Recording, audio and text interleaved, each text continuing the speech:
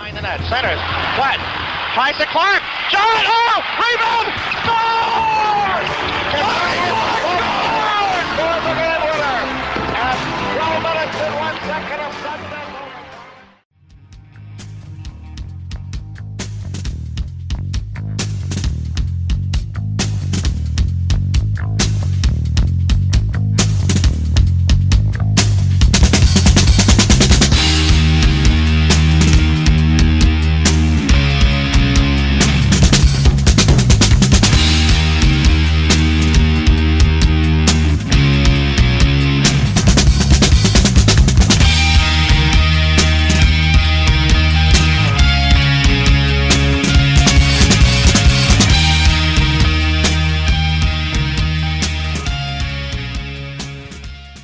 Hey everybody, it's Isaiah, and I'm here with Chef B, who's going to tell us about one of our sponsors here. Chef?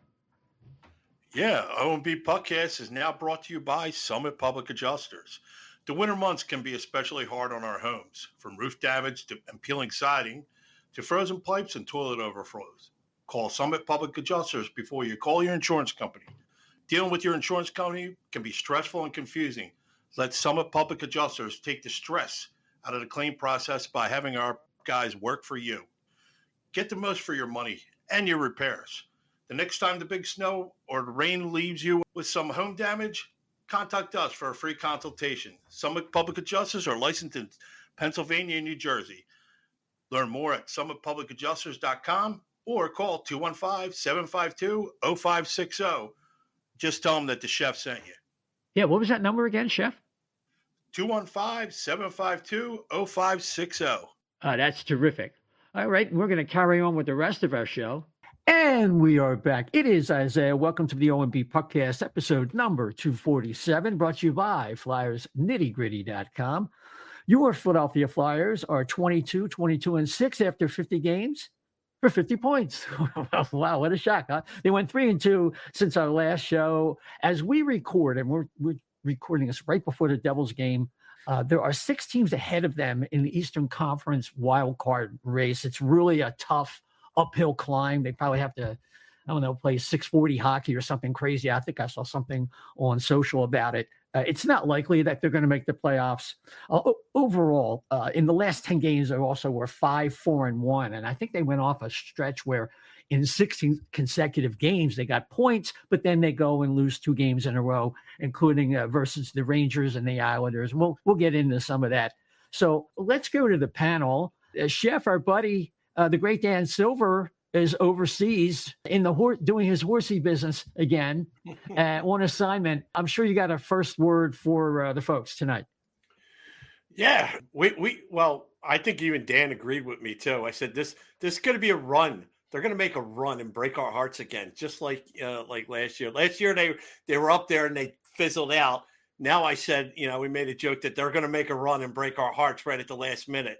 So I could see it happening. Win 5 in a row, and then lose 2 in a row, or whatever. I see it coming, but it should be. They should at least try to put up a fight against the Devils and what's coming up. So we'll see. It should be fun to talk about the results afterwards. Yeah, I think that there's going to be ripples in the ground, but I don't think the hand is ever going to emerge from the grave that they've dug themselves. Okay, without any further delay, let's get on with Anthony Mingioni from Center Ice Philly, and also from Off the Post podcast, and now twice a week now. Anthony, welcome. We moved it up to twice a week because it's Mike Algella, my co-host, who's now works. He was obviously with Hockey Buzz. He's now with the Hockey News. He's the Buffalo primary Buffalo site editor now, and that's become kind of his area, and that's what he's been focusing in on. So obviously, they used to be involved, obviously, on a 3, 4, 5 days a week with the Buzzcast, and we got the idea when Mike was leaving that we wanted to expand at least.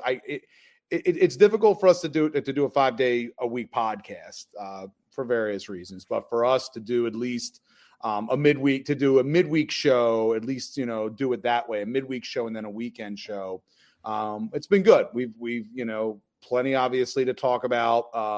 And again, it works for all. It obviously works for all of us. We were a once a week show, but doing it twice a week, it's been been great. And biggest thing was obviously for Mike to, obviously have our outlet, so to speak, since he obviously was no longer with Hockey Buzz. Right. Yeah. Yeah. It's a really short, solid, impactful show. A lot of knowledge, a lot of experience with all of you guys, you and Russ and Mike. So it's very enjoyable. So the Philadelphia Flyers, not a shock that they're about a 500 team.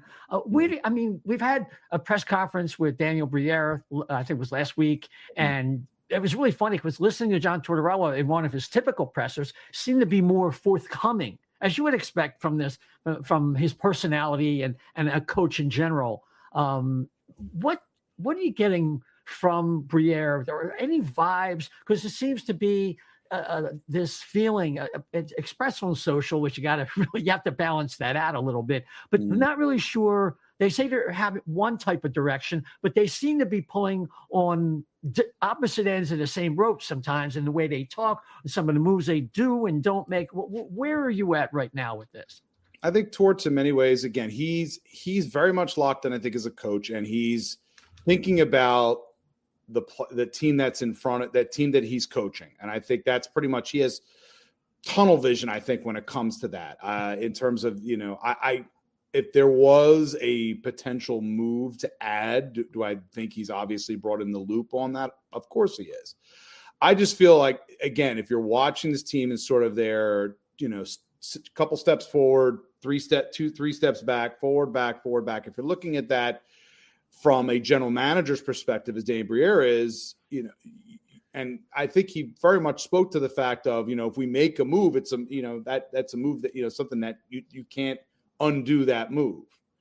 And you have to be, I think Danny at this point, the way with the current, where the team is at and whatever where their developmental cycle is right now, the read I get is I don't think necessarily that they are comfortable, for the area that they're trying to, everybody wants them to improve, which is to add a center. There are players that are out there, but the question is the player, whether it's a question of where you see them projected, where your team is currently as a unit, in terms of the age of the team, where they're developing, that is kind of, I think he's kind of puts kind of a cooling effect on the possibility of a trade. Now, again, he could be doing that and then maybe he surprises everybody with the move that we don't expect. But the read I have right now is that they're evaluating this team as they go along. I think he sees the fact that they're up and they're down and they're up and they're down. And we all know part of the reason for why they are up and down as much as they are is because their goaltending for a long stretch of this season is one of the worst in the NHL. That affects everything with this team, because as a team, you have to, whether it's Sam Ersson, who I was obviously, I think his play is very much improved of late, but he's compensating for multiple lower body injuries that he had for the season. I'm watching him and going, this is not the usual Sam Ersson, and it's understandable why you don't want to get re-injured. I think he's at the point now where he must feel physically comfortable enough where I'm starting to see more out of him. But then you have the backup goalie situation, and it's been what it has been through most of the season, and finally getting some pretty good play out of Ivan Fedotov. But is it the goaltending situation they had last year? Of course not. It just isn't. So it affects your ability to, when you look at the penalty kill, and we noticed they 3-4 shorthanded goals for the entire season. This is a team that was lauded for their power kill concept last year. Bradshaw, you can't play that style if the most important penalty killer behind you is the most unreliable guy. And that's a big thing that I'm looking at with this team right now is just, they have these moments where I think, that things are turning a corner. And if you're evaluating like individual player performances and things of that sort, there's good steps forward in some areas. But then there's other areas where they are just not, if they're going to be a playoff team, other things need to be better. And that's really where I'm at with them. And I think that's possibly where Danny Briere is right now, is just this, to borrow a phrase that Chef is probably aware of, this meal is not cooked yet, or not cooked enough yet to present for something big and splashy. It still needs more time. Yeah, Chef, that's right up your alley. You've actually used that expression before. Well, as you know, I love a good culinary reference, but you're right. There's not enough ingredients to even make the dinner right now. You don't. You're waiting on some other stuff. So, example being, now my question would be, are they, I don't know if it's even possible for what's out there, because the main ingredient of a dish you're trying to make right now is a center. Okay. Mm-hmm. And is your center, is it on somebody else's team right now? Is it going to become available in free agency? Probably not. You're going to have to pry it away from somebody if you really want it. I mean, that's your saffron right now. That's your most expensive ingredient in the dish right now. So, or do you sit there and go, all right, maybe I don't serve this meal right now. Maybe I make something else, try to get something else along, and maybe I grow that saffron. So my question would be, with that analogy, if they're not going to be able to get it out there, is there enough in this upcoming draft with the picks they have to at least get a shot at somebody legitimate to be a center for them? Because they got 6 chances. You could potentially, when you have 6 picks in the first 2 rounds, you have 6 picks in the first 2 rounds. Doesn't mean you're going to use every one of those picks. Mm-hmm. As a matter of fact, I would be kind of surprised if the Flyers use all 3 first-round picks in this draft. I would not be surprised if one of those picks. Now, I don't know if this is going to happen. I don't know if this would be something that happens in season, but when we get to the offseason in this case, and something changes, something comes available, and I don't think the Flyers are going to look to give up if they end up in the lottery. That pick is not the one they're going to move off. But if you're looking at the Edmonton pick or the Colorado pick, or you're packaging one of those and one of the second rounders, so instead you have 4 picks instead of 6, but you can bring in if a center does become available, and you package that with a few other, with potentially maybe a roster player or 2 or a prospect or 2. You potentially have both. You could have a center you could develop for the future high in the draft, and maybe be able to get a player that helps to lift the ceiling a little bit further during the season.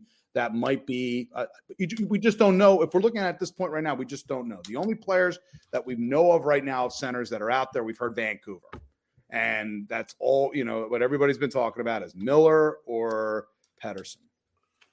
But also too, you don't want to address it with a minor fix now and then have to worry about it 2 years down the line when you want to be that contender. And Miller's 31 is long. He is a long.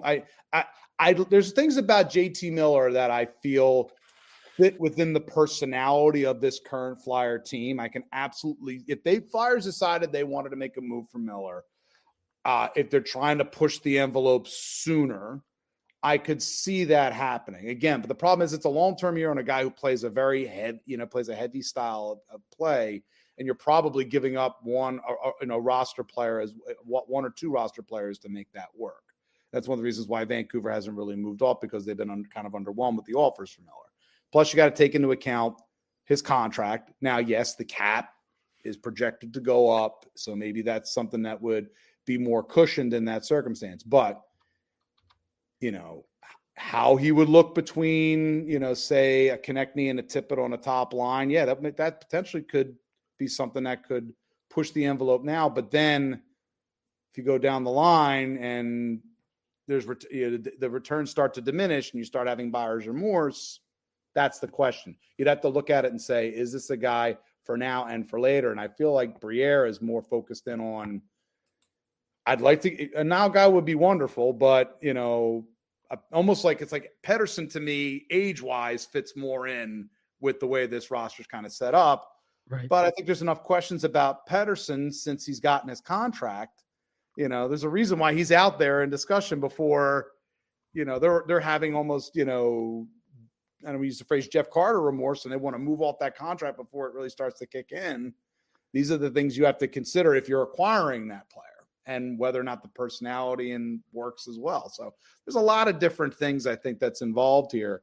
It's just, you also got obviously we're going to have high competition for those players as well. We all saw we all looked at the Rantanen deal, and we're going to discuss that, I'm sure, in a few minutes. But we know what the price of business is going to be for certain players, and it's going to be high.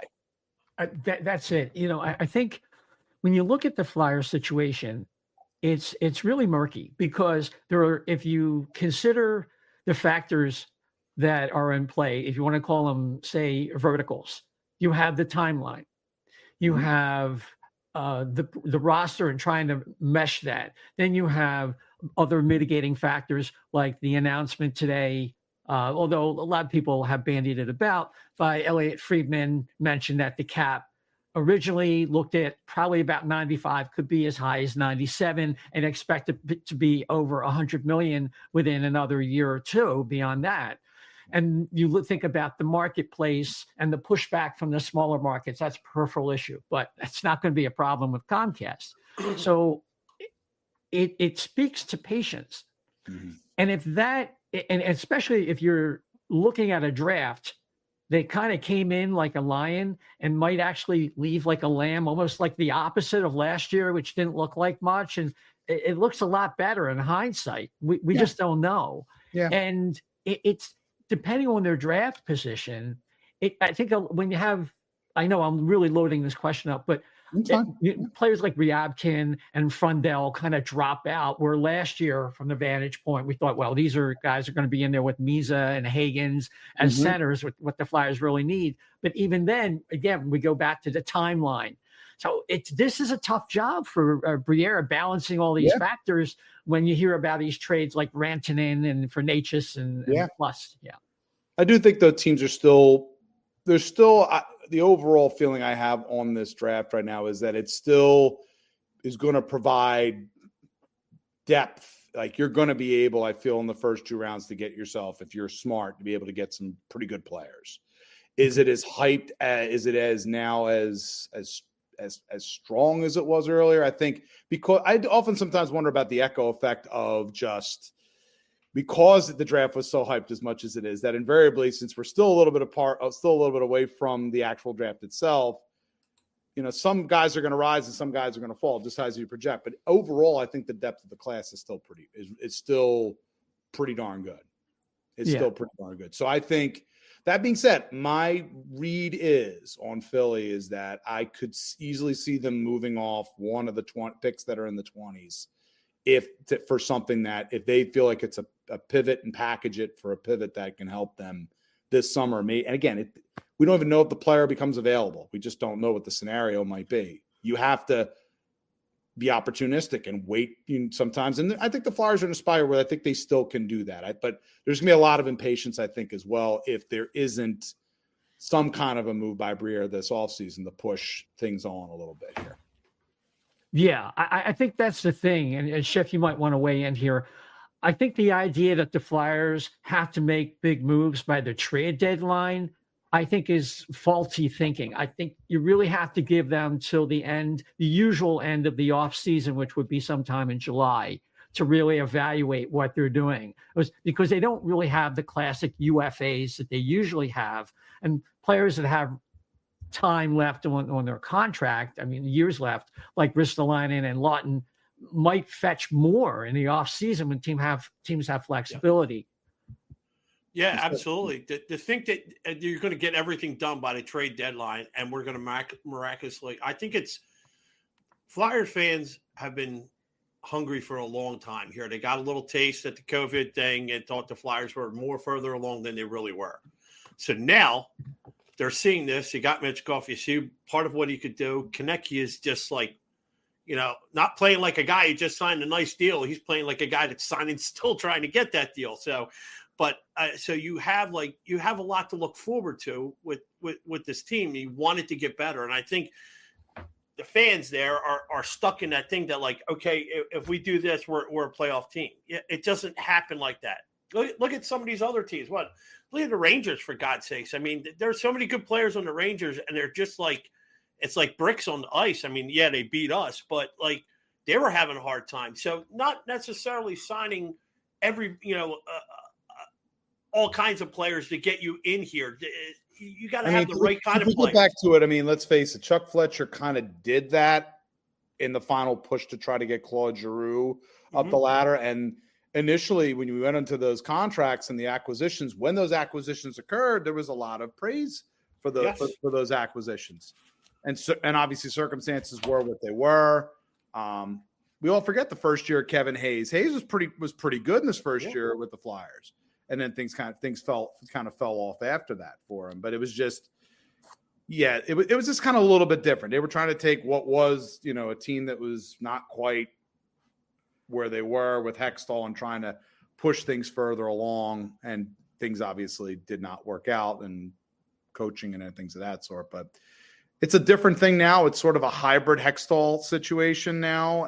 But Danny Danny also knows that, this Flyers team probably has better wing depth now than they ever did during the last decade or so. But now the flip side is they're now waiting for centers, when you have a Berglund who may be a little more than you think he is, when you first drafted him. We're going to see about Jack Berglund. I'm very curious about him. Ruhonen as well, as he goes to Harvard. I want to see how he continues to look. So this previous draft may have given you some more system depth, but it's still too far off by at least a year or two for it to be of great effect now. Maybe it could be closer to 3. But again, fans are tired of being told 3 years, in 3 years it's going to be this, or we're 3 years away from 3 years. Precisely.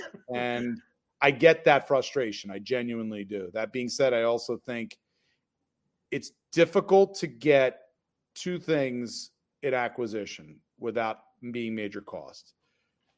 Top line pivots, and obviously puck moving, puck rushing, number one level defensemen. And probably the second is even more difficult than the first, but they're both extreme difficulty. Yeah. So you got to develop them. Yeah. I think that at the end of the day, from a cost perspective, you have to develop them and figure that out. And it's difficult to be, you could be Vegas and throw stuff out, but Vegas, it looks great right now. They get a series of injuries. I always say this about them. They're, hanging on by a thread at that point. But luckily, a lot of the guys they've acquired are, young in their prime kind of players like an Eichel, and they can kind of carry that out afterwards and get some picks later on. But you got to get that just right and just the right scenario. So we mentioned a couple of the young centers, and I know Isaiah has it in his notes here too. Luchenko is now. Let's talk about him. I see him more as a 2C or a very strong 3C, which is good. Which is good. Yeah. Now, there's all this debate about like how he was used during the juniors there, and a lot of talk about that. Listen, you heard, we all had our commentary on it watching it. Danny Briere certainly had his commentary on it as well. Yeah. I think there was a lot of people that were unhappy with the management of the players on Team Canada during that tournament. And, you have a player like Luchenko who was the fastest skater on the Flyers for goodness sakes, and in that circumstance, you would have liked to have seen a little bit more, but everything was a, ranked merit-based system, and he was younger compared to some of the other players. But Bonk, you're going to tell me Bonk couldn't have been helpful to that team, bumper Bonk in that circumstance, it's just, there's frustrations, I think, with Team Canada in the most recent World Juniors, and it is what it is on that front. And they're going to try to get them on. What I wanted to see with Luchenko was to see whether or not he was going to get dealt to a team like London or not. And right. I don't think he's going to be. He'll be in Guelph for the rest of the season. He was named team captain.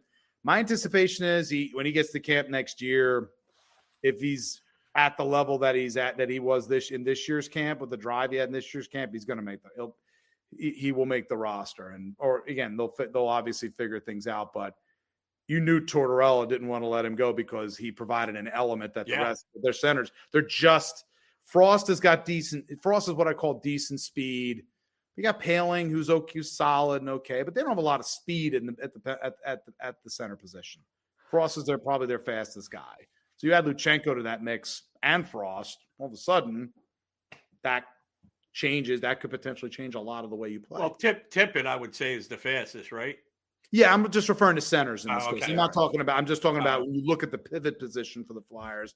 The centers are just they're not a particularly quick group. Which sometimes that's not a bad thing, in terms of. But you like to have at least one pivot who can put the fear in other teams that if he gets up the ice, especially if it's a counterbalance with a Michkov, who, as we all now discovered, everybody thought Matvei Michkov was a burner, and we've discovered, as everybody has discovered, if you really were watching him, he thinks the game extremely fast, but in terms of his actual pace of play, he plays it at whatever pace he decides to choose, but he's not going to be an up and down burner.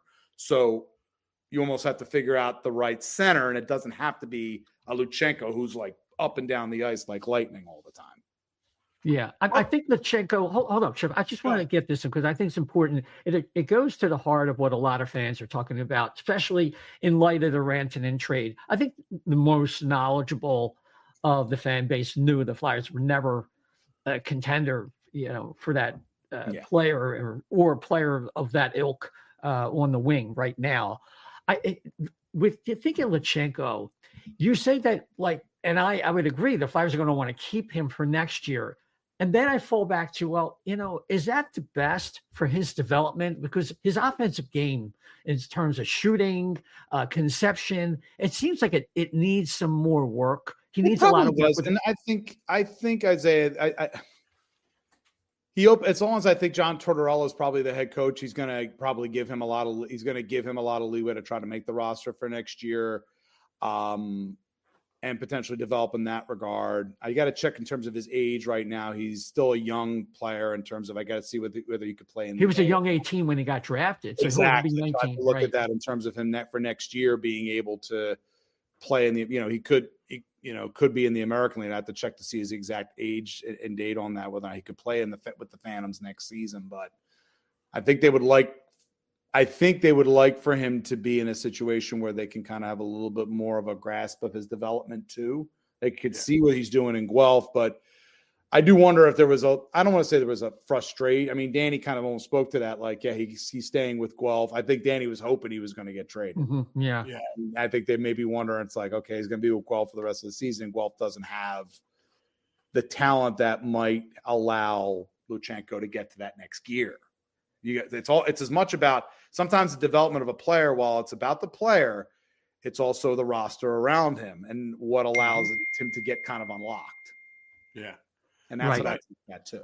My quick question was, I threw it out at the beginning of the season because I thought it was an extreme possibility because of how much I think Torts loves Noah Cates. Mm-hmm. Now, had this line not been as good as they've been together this last 15 games or so, before they started gelling, I know Cates got a couple shifts with Michkov, and it didn't look so bad together.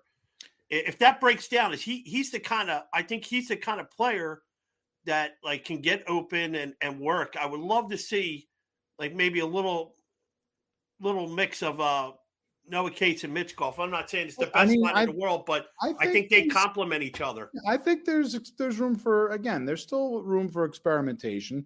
I think this is much this year about everybody's like, well, Michkov, keep him with a steady partner. I said, we're at the point now of his first year where you want him to kind of work with different players to help develop his game, to work with different players and become a better overall player. So I would not at all be against, them experimenting with Noah Cates and Matvei Michkov to see, what they might be able to bring out of one another. Cates, again, it's been fascinating because, again, I've always kind of projected Cates as being more of a really top level, two-way, third line, maybe second line winger. And he's developed, it's almost like a miniaturized version of what's happened with the Eagles and Zach Bond, where the player looked like he projected better on the outside. Then you put him in the middle and he's he surprised you.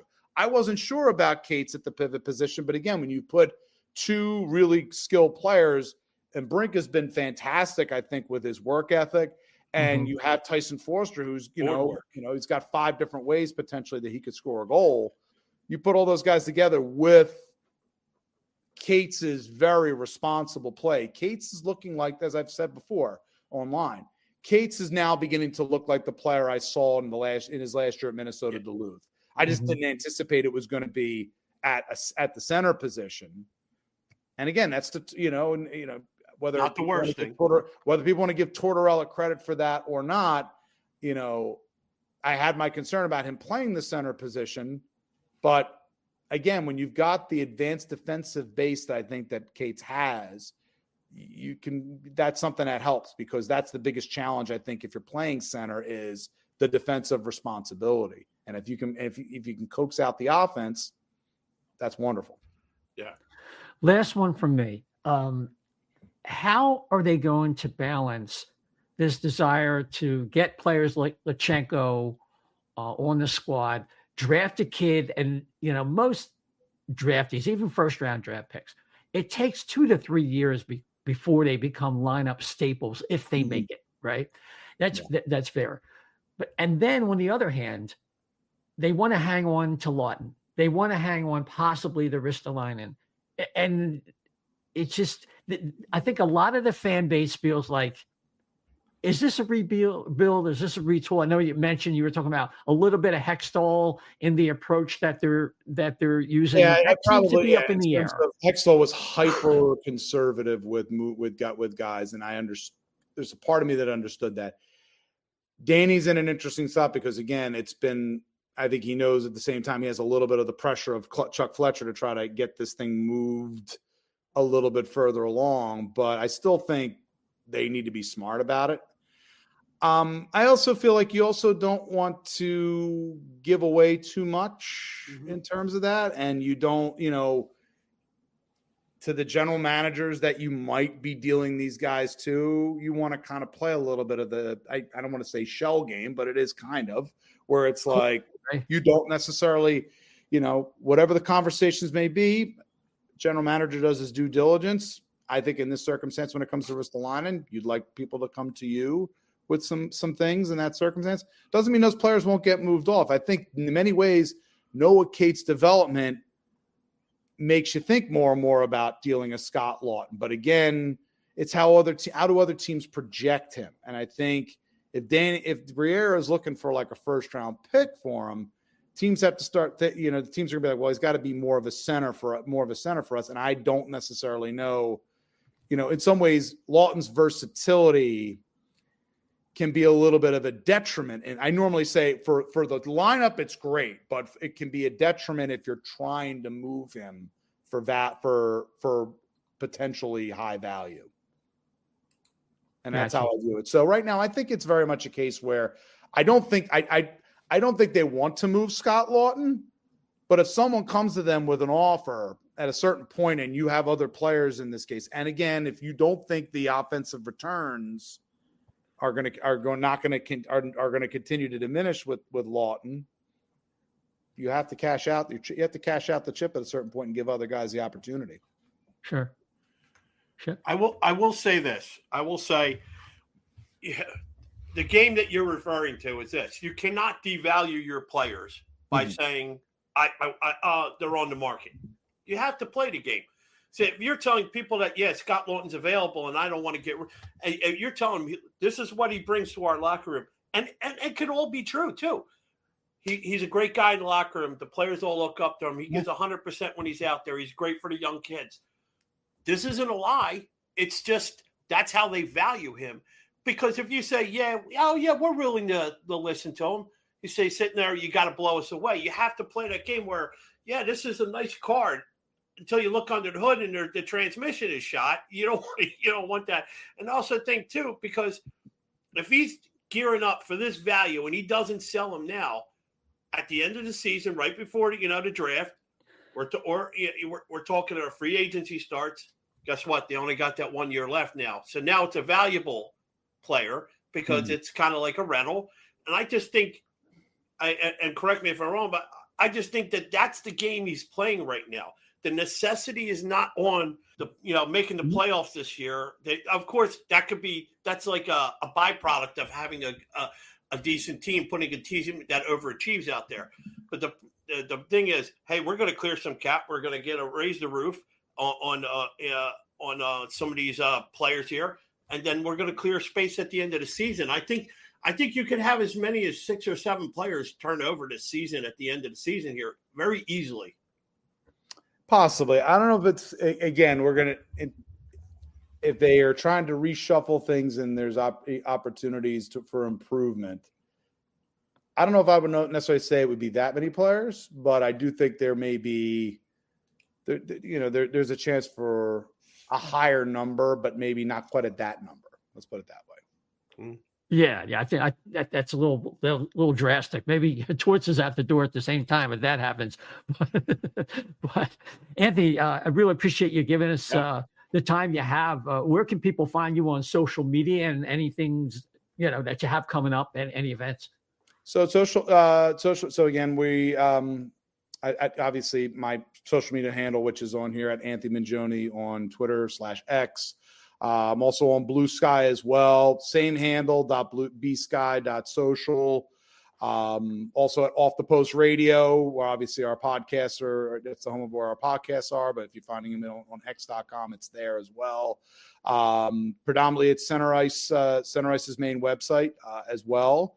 And beyond that, we'll see about if there's any other things in the future. I'll let you know, but there's potentially some other things down the line as well. Those are the main things, though. You got it. Thanks for taking the time, Anthony. It's always great talking to you, Ant. Thank you. Thanks, Chef. Take care. Thanks, Isaiah. Right. You take care. Take care. Bye-bye. Bye. Okay, so before we move on with our show, just a reminder, we are also brought to you by Jim South Street. 40 years of the best cheesesteaks, hoagies, and fries in the grandest Philadelphia tradition. You know you want one. If you live down there and you can't make it, you got Uber Eats, DoorDash, get that delicious food right to your door. Jim South Street, 400 South Street in Philadelphia, PA. Tell them the O&B Puckcast and Flyers and Nitty Gritty sent you over. Jim South Street. Okay, Chef, you heard Anthony there. We could have kept him for like another hour. And the thing is, I tend to load up my questions because I have so many in my mind. And I think a lot of it has to do with the ambiguity of what the Flyers are doing. And I think Anthony spelled it out pretty well in terms of the GM can't give away his cards. He can't show his hand because he wants to maintain a certain kind of value on other players, and with certain players that may be in demand, he may not want to move them until the off season, and he'll let the trade deadline pass. He now has a better feel for the value of the player and how many more suitors might be available to him after the trade deadline passes in the summer.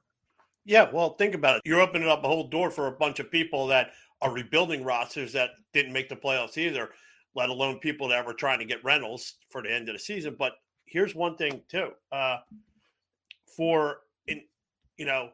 Remember, we didn't hear a peep out of any of the trades. Like when they got rid, when he made those 2 deals to get rid of, to pick up brain fart here, got rid of Provy and got a number 1. There was no inkling, and the Gauthier trade. There was no inkling from anybody. There was no I'm not as locked in as half the other guys here, but you hear stuff, whispers online. You didn't hear anything in those 2 trades, So and Jones bragged about that. Jones said, you won't know. You won't be hearing about the trades that we make until we actually make them. Yeah. So, and that's what I think is also another credit to him too. And I think that's what's getting like the Flyers fans pissed off, because the last 10 years, think about it, Isaiah, how many is like, oh, we heard this, and then it happened like 2 weeks later. A lot of things been cooking on the books for 2 weeks, and we're like, oh, we're going to get this, So I think it's because everybody's so buttoned up and is running a straight show over there. I think that Flyers fans get frustrated. Just because we don't hear about it doesn't mean stuff isn't brewing. That's what I want to tell people. Yeah, I think though that, as we said in the last couple of shows, and particularly last week, and I think we put it out in a tweet or a post now that we're on X, and I might make it the reply post to the show. When we post our show tonight with Anthony Mingioni I'll put that link to the post that we put out in regard to the Rantanen trade and the Flyers fans' reaction and why they feel that way. And in our opinion, why the Flyers fans have a reason to feel the way they do. They're not sure, rebuild, retool. It's not about Rantanen. It's about, we're in the third year of the rebuild. People say second year, but it's really the third year because it was the December of the last season of Fletcher where Tortorella talked about building from the footers. Yeah. This is a rebuild.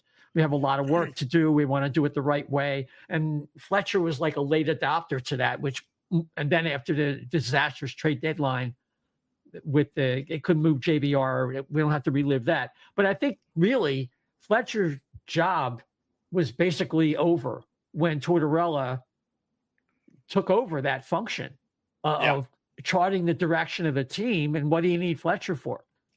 So, and the other thing, when Anthony was talking earlier about Kevin Hayes, and how well it worked out the first year. Well, Kevin Hayes is really the only center that was out there. And what did Keith Jones say in an interview recently? We're not going to just go after a center because he's the only guy out there. Yes. I thought of Kevin Hayes like right away. And They don't want to do that. They right. That begs the question then. Okay, so, you didn't get Rantanen now. Well, he's an expiring contract. And if you read reports, I would have taken a hometown discount if they'd have kept me. So let's just say you can get Rantanen, and he's coming in at 29 as a free agent, and you get him for a reasonable maybe 6.5, 7.5 million a year. Are you doing that? He's making $13 million a year. Exactly. He's one of the top 10 to 12 players in the entire league. Exactly. No. So that's what I'm saying. Yeah. You already got a couple, and it's a 28-year-old player, and you're going to lock him in for $13 million for 2 years. I don't know if that is it. He's going to sign He's going to sign a 7 or 8 year deal in the Draisaitl range because I don't think he's quite as good as Draisaitl, and Draisaitl can play center, but he's just like a notch below that. He's the third best player on Colorado after Makar and McKinnon.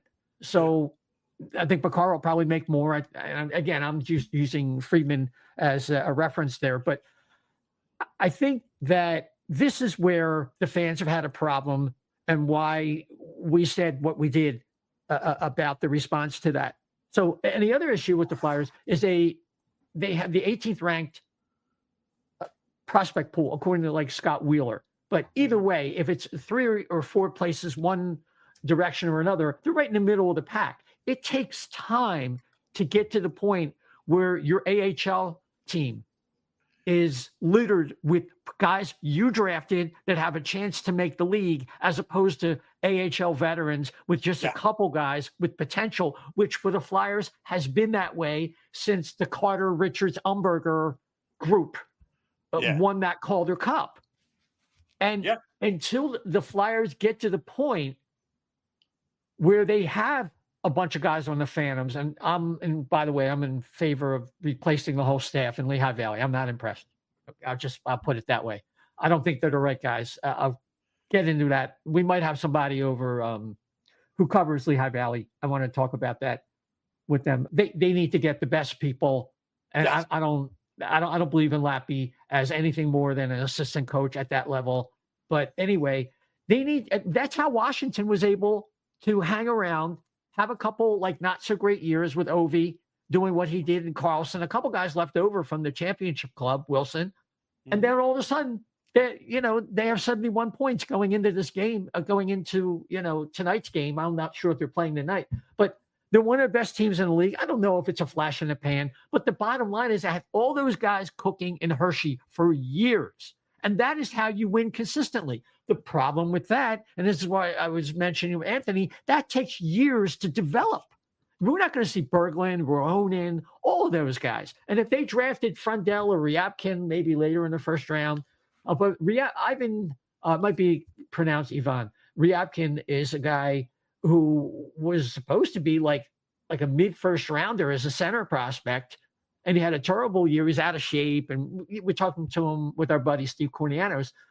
Maybe that's a guy they take a flyer because he'll get, a chance to draft him with one of the later picks.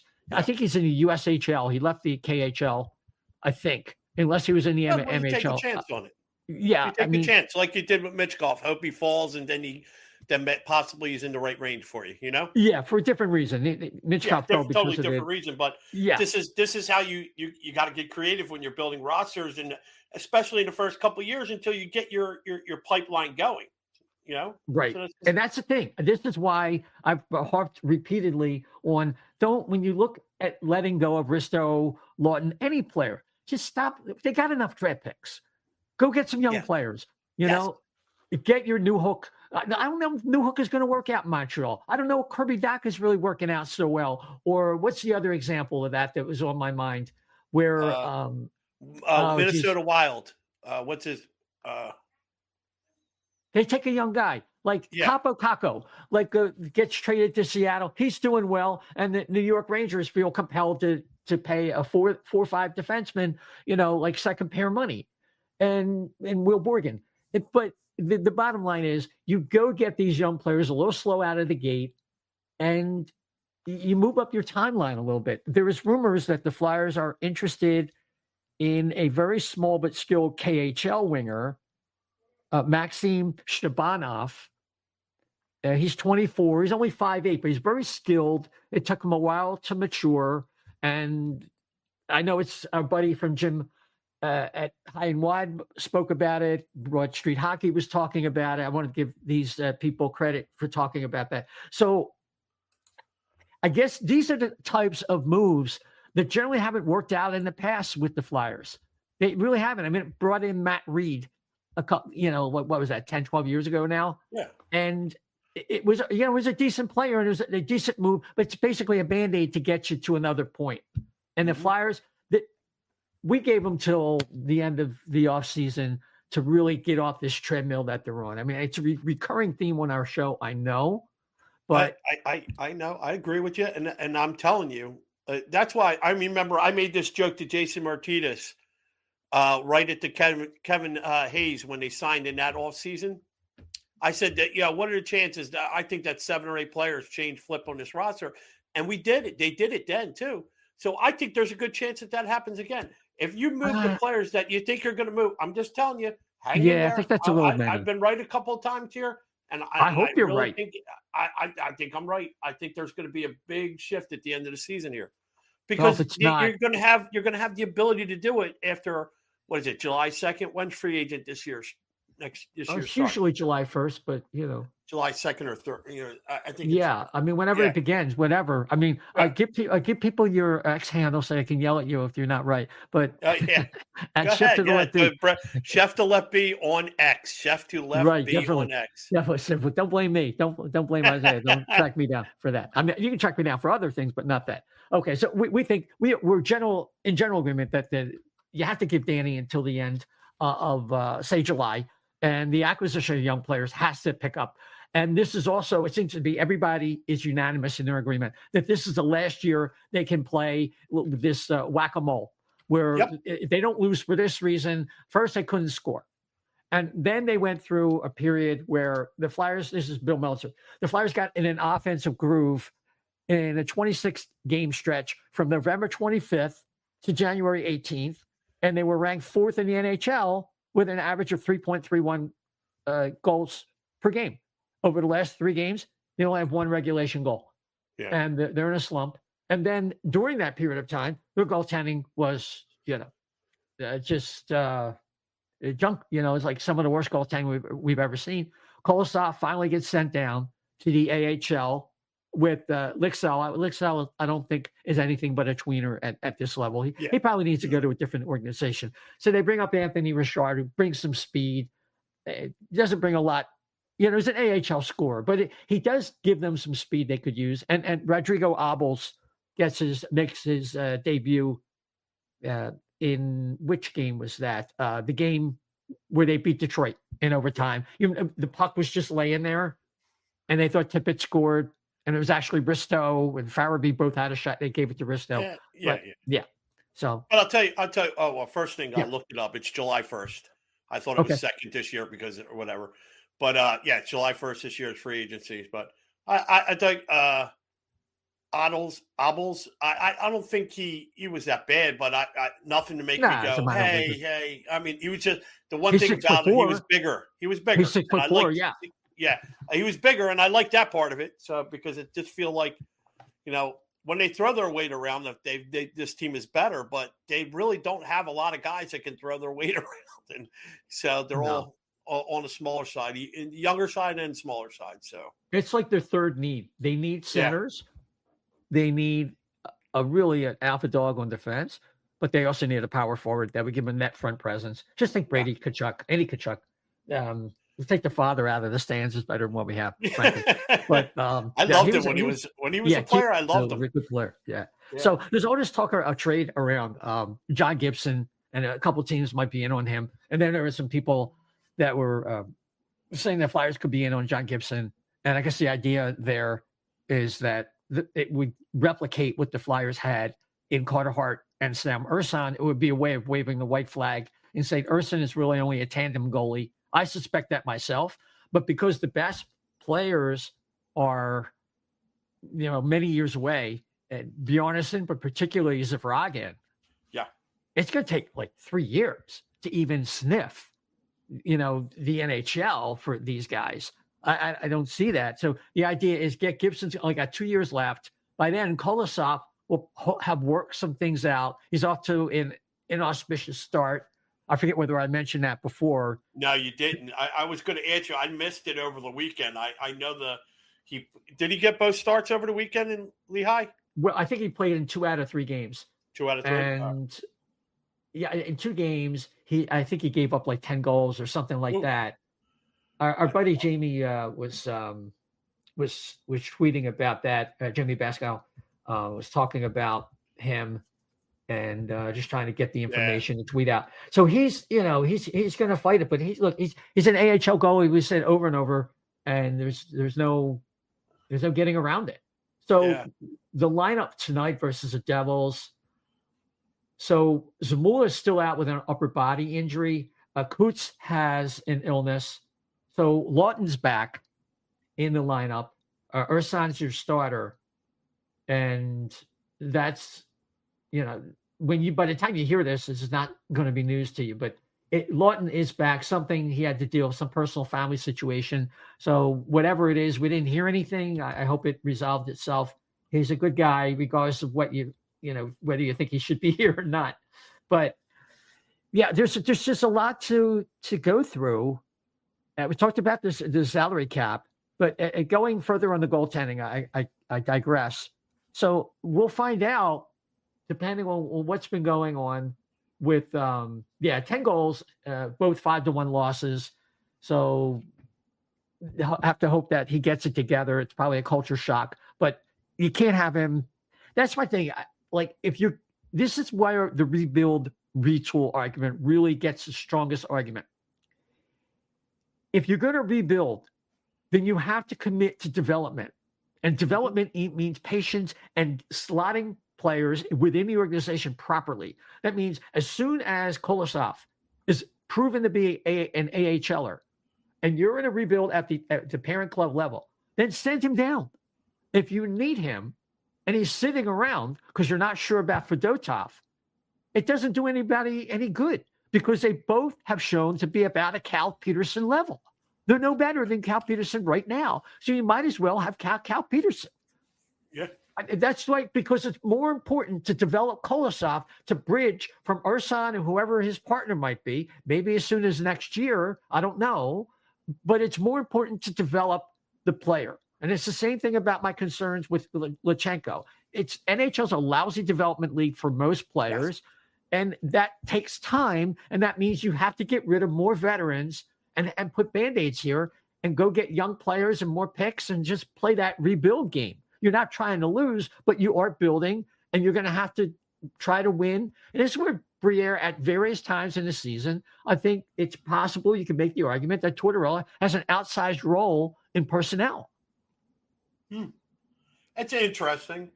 I agree with you in some parts. I really think that if you're looking at the Phantoms as you're really developing, if we're going to treat it like the development market it should be, should have better coaches, should have you should have better players too. I mean, a lot of these guys are. Let's look at it. You look at them. They're career AHL lifers. players. They're Right. AHL lifers. Yeah. So if you're gonna, if you're looking at goaltender wise too, is in particular is what caught my attention in this whole conversation, because you got Bjornsson and Zvragin. They're both the same age, right? They're same draft class, same age. Yeah, They're both 19. Odds are you're probably going to get Bjornsson a year earlier than Zvragin, because just the way next year KHL lines up and everything, and plus he's already playing. Yeah. He's already playing North American hockey anyway, so they don't have to worry about the angles and all that voodoo that comes with European rings. So I think that's not the worst thing either. So I'm not opposed to if Kolosov gets his act together and he's the backup starting next year, and you're doing Ersson and Kolosov, and they're both, let's just say average or above average, then and not letting on, just make the saves you make a couple you shouldn't make, and don't let in the bad ones. If you can be consistent and do that, then guess what? That team's got a better shot. The goalies cost them 10 wins this season, or easily cost them 10 wins. So if they can manage to get that squared away, now you got Bjornsson waiting in the wings, and then you got Zvragin also coming over. And when Bjornsson's up, Zvragin's backing up, and you're getting that system going, that pipeline, what we talked about. I think you'll see Bjornsson probably, if I can see it planning out in my head, 2 years before Zvragin. And then you got a gap in there. You got it. Look, just like Kolosov, he needs reps next year. Yep. They should, unless Kolosov really turns it around next year. Next year should be Kolosov and Bjornsson splitting the net and watching Zvragin over in Russia. He's playing at KHL level. That is very, very encouraging. Yes. You would think he would still be in the MHL or even the VHL. But the VHL is, I think, kind of like no man's land in Russia. It's not like it's not. They value, once they get to the MHL, they're at the MHL level and they are successful. They try to get them to the KHL. Yeah. And if they don't make it quite with the big club or the best clubs, they generally loan them. So that's what they did with Michkov. Because they didn't want him breaking in. They sent him to Sochi because they felt, he's a KHL level player, but he can't make it with Ska or whatever it is. No, I totally get it. Yeah. Yeah. They do that with soccer. I think that's weird too. But, it just sounds goofy. But, hey, you're going to go play for our arch enemy because we feel you're that quality of a player. So. Yeah, well, they know it's like they're the Washington Generals practically, Yeah. So it's really what it is. So. It's interesting. I know that Anthony had some skepticism about people who are looking at the draft right now, but Bob McKenzie's rankings are out, and it's not. Yeah, it's in our notes. There's a lot of good stuff, and he's not put a lot of work in this. But I would say, what did he say? Like pretty much every year, the scouts are enamored of the 2025 crop of talent available in the top 10, actually make that the top 15. Beyond that, though, the consensus seems to be that the class of 2025 lacks depth of talent. So again, if you look at that, and the Flyers are going to probably settle in anywhere from 9 to 14 or something. It's a crapshoot. Look, if they have a 2017 repeat and they get the second overall pick, maybe somebody it's going to be either Schaefer or Higgins, with both would address top needs, because Schaefer is going to be probably a number one defenseman if he continues. He got hurt at the WJC. Hopefully he's okay. And James Higgins is worthy of a number 2 or 3 overall pick for sure as a center. Now, things could change between now and June, so we'll see what happens. But again, all of these guys are going to take time. There's no Connor McDavid or even Connor Bedard or Celebrini in this draft. So keep that in mind as well. So I think the Flyers have slowly seen their offense dry up. I mentioned that before. After scoring and getting points in 6 consecutive games, and hopefully tonight versus the Devils, they can come back. The Devils had a couple of tough games there, so they're going to be really hungry to reassert themselves because they are having a really good year, and they're a very talented team, and they're another team that could be very busy at the trade deadline, which will upset the Philadelphia Flyers faithful, I'm sure. You can imagine what that trade deadline is going to be like if they just move EJ or something, and that's it. Well, it wouldn't surprise me though. I'm just saying it. Who knows? But it wouldn't surprise me if it was only one move, and because I don't think that's where the money is this year. I think you'll see a lot of teams salivating because the cap goes off, and two, Flyers are shaving some money after the season. I got to look it up. I forget how much. I wonder when that Johansson thing's going to kick in, but because everybody forgot about that, right? Yeah. I think that's going to be some. I don't know when. I'll probably take that up. It might as well take it up after the season. Although Johansson might want to play, so I don't know. I really have no idea how that will be adjudicated with the arbitrator or whatever. Right now, the current cap space is $3.36 million, and let me see if that has. It has Ellis on IR, not LTIR. So the Flyers always have that in their back pocket.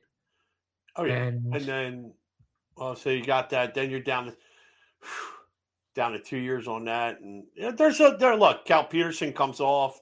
Then you get a couple other guys. Connect me though. D'Angelo's done. Still paying for that mistake, and there's a couple other little things, and a few expiring contracts. So, and plus the cap going up, there'll be a lot more room to play with. And Flyers, look, the Flyers aren't the only team that's like cash strapped either. So there'll be deals to be made, but you got to wait until the time is right. I mean, there's nothing for the Flyers to gain being this far. Like what? They're 8 points out of a playoff right now, or 6 points out of a playoff right now. But and we're not even talking about. So there's no reason you have to be 4 points to 6 points above the play. The wild card. Have people chasing you at this point. To make you can't have 6 teams above you. Exactly. It's not going to work. Can't. You have to have people trailing you for those points. So in order to make it worth it, to make any kind of ridiculous or drastic move that might hurt your long-term play here. Yeah, they make hockey trades. Fine, so-called hockey trades. If you're new to this, you have no idea what that means. But it essentially means a deal you would make anyway. Yeah, I think the only other thing I before we go, the last thing was Anthony Sanfilippo, who we've had on before, was talking in an article he had about Kolosov and how delicate they're handling him and how they're trying to massage that situation and how it's a little different. And I put out there that I can't think in 50 plus years of following this sport how many guys are worth walking on eggshells for. I mean, this guy, I thought of Dick Allen because of the racial stuff back in the 60s. He had a teammate, Frank Thomas, who not the guy you see on the testosterone supplement commercials. No, not that. Yeah, he's a nice guy. No, this is a white guy who had a problem with Dick Allen being black. It was back in the 60s. And Philadelphia did not have a good reputation. And for what it's worth, Boston had one of the worst reputations on the East Coast in that regard. But that was then. This is now. So Dick Allen, Dwayne Thomas with the Dallas Cowboys. They won a Super Bowl with him. He was a real pain in the neck. Alex Johnson was a great player who called everybody bleep head. Everybody. Nobody. Yeah. And Bob, he needed some support. And he was worth kind of not coddling per se, but a little bit of understanding. So I had heard that. I also heard that many years ago, we had the opportunity to get Mika Kiprusoff for a mid-round pick. I heard that on the NHL Network way back when. And Bob Clark wasn't interested. So instead of getting maybe Van Beesbrook, they could have had, maybe that's a little too far back. I forget when it was, but we could have had the prime of Mika Kiprusoff's career because this is when he was back with San Jose. Anyway, I could bore you to tears with all I think the delicacy is this. You could actually see the talents there in Kolosov. You can see flashes of it. Sure. And nobody wants to give up on their on their goalie at age 23 because it just harkens back to Bobrovsky, and we'll never be able to live that down if we let him go and not at least try to be somewhat rational in this whole thing. So I think there's a little bit of that too. So I just say, look, if he's willing to go to the Phantoms and make a go of it, and just leaving it like that. Conversation is over. No more drama. Let it go. And that's it. Just let it be. Let sleeping dogs lie. Yep. I see that. And also Mason, Mason played real well here. And he, he was kind of, he's a goaltender. So those guys are wired differently. Mm-hmm. So that's a polite way of saying it. So there you go. Yeah, they really are. So the Flyers are playing as we speak right now. The game is just about to begin. In fact, it already has begun. They're playing the Devils at home, and they will enjoy this process so much. They want to play the Devils again. So they're going to play them again on Wednesday back to back in New Jersey. Then they're back home playing the Islanders. Really weird schedule. And then on Sunday, they play the Colorado Avalanche in Denver. So, and then they go 2 days later to Utah. And I think we're going to see you Monday, February the 3rd. So little show announcement here. The condensed schedule kind of has us up against it with our work schedules and things like that. We're going to try to bring you a show every Monday. Sometimes it might not be released until Tuesday morning, but we'll probably be recording most Monday nights with the possible exception of the Four Nations tournament, which begins, I believe, on the 11th and concludes, I believe, on the 19th or the 20th of February. Yeah. So, yeah, we want to come with you every Monday night and keep up with things because it's the storyline, Chef. I've never seen a season like this for a team that's 500. The storylines are shifting constantly. Yeah, and you know what? We kind of predicted that how is it every time we see a show they go on a run or they go on a losing streak and we're still at 500. It's the epitome of a 500 team, and we said that this is a 500, maybe slightly better than 500 team all season, and we've hit. It's ridiculous how many times we've come back and do a show even after the winning streak or a losing streak that they are literally 500. Yeah, it's amazing. It's amazing. They're in the hamster wheel. That's it. So, Chef, why don't you give us the last word? And all right, last we'll word. Give people the announcements. Yeah, let's go. All right, last word is this. Look, they're kind of they like I said, they're going to make a run. They're going to win a couple. They're going to win 4. They're going to lose 2. They're going to lose 3 to win 6 or whatever it is. They're going to be back and forth until they're out of the playoffs mathematically. And it'll be like by 3 or 4 points or 5 points. But enjoy it because at least they are not what they were at the beginning of the season, which is boring. They're playing better. They're not playing consistently better, but they're playing better. You get this team that looks like they can beat anybody, like a Dallas or somebody else or a very good team, and then they lose to like Utah or somebody low down the totem pole. So just hang in there. This is the season. I'm going to predict it. This is the off season that turns this franchise around, and we got to hang in there. If you want to argue with me about it, fine. Shoot me some tweets at Chef the Left B on X. Chef the Left B on X. Yes, you can follow the great Dan Silver at dsilver88 at dsilver88. The 88, of course, is for Art Lindros. You can follow the O&B Puckcast at O&B Puck at O&B Puck on X. You can find us at O&B Puckcast on Getter at O&B Puckcast. We also have a Blue Sky account. We're not super active there, but we do interact, of course. And I think it's at O&B Puck .bksy.social. So you'll find the O&B Puckcast there. And of course, you can follow the O&B Puckcast on several podcast platforms, including Apple, Spotify, iHeart, TuneIn, and Amazon Audible. And of course, we're on YouTube and Facebook. Just type O&B Puckcast in and it'll pop right up for you. If you could follow or subscribe, whatever applies to your platform, we really do appreciate it. It'll help move us up the charts when people are looking for Philadelphia Flyer Podcast. We appreciate that. And your support so very much. And that's all we have for you tonight. Until next time, everybody, thanks for listening. And as always, take care.